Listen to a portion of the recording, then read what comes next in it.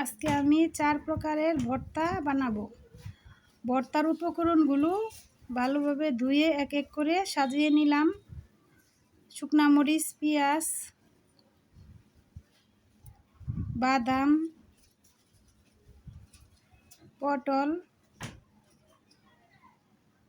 এখন পটল ভেজে নিব। পটল ভাজা হয়ে গেছে। শুকনা মরিচগুলো ভেজে নিব। এক এক করে সবগুলো ভেজে নিব উপকরণগুলো।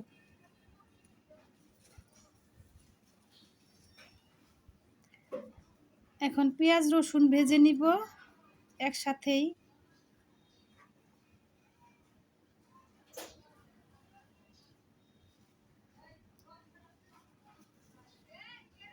ভাজার ঘ্রাণগুলো অনেক সুন্দর।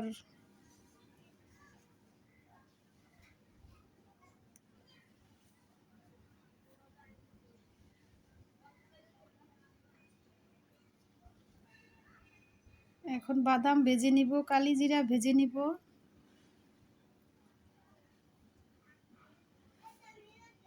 এখন শুটকিগুলো ভেজে নিব। ভর্তাগুলো ভাজার অনেক ঘ্রাণ বের হয়েছে। আমি টপে কিছু বিলাতি ধনেপাতা লাগিয়েছিলাম, ওখান থেকে কিছু ধনেপাতা ছিঁড়ে নিব ভর্তার জন্য। সবগুলো ভর্তা এক এক করে ভেজে নিলাম। এখন আমি পাটায় বেটে নিব। শুকনা মরিচ দিলাম, একটু লবণ দিলাম, দিয়ে আগে শুকনা মরিচগুলো ভালো করে বেটে নিব।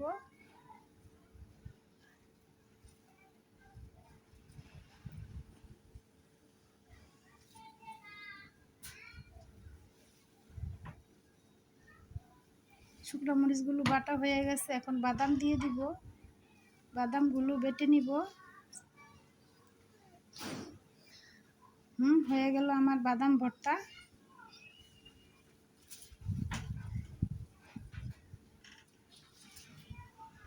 এখন আবার পটলগুলো বেটে নিব। হয়ে গেল পটল ভর্তা।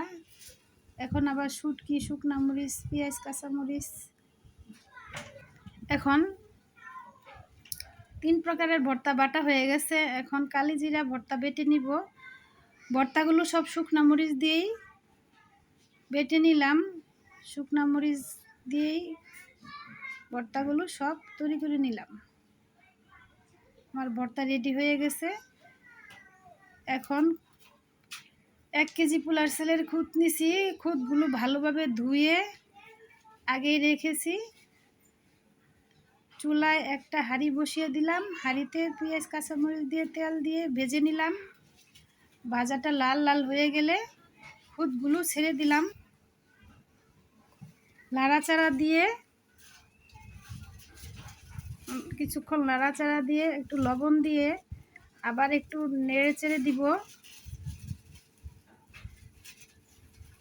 নাড়াচাড়া দেওয়ার সময় খুদগুলোর অনেক ঘ্রাণ বের হয়ে আসছিল।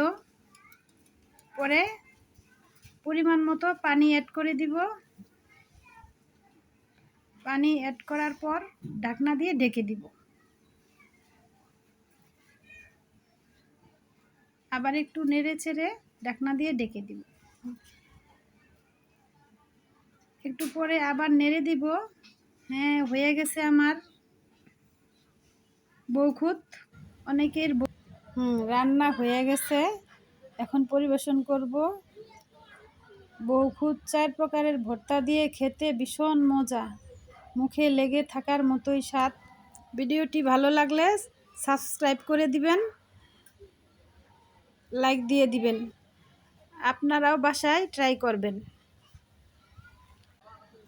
রেসিপিটি কেমন হয়েছে কমেন্টে জানাবেন। পরবর্তীতে কি ভর্তা বানাবো কমেন্টে জানাবেন।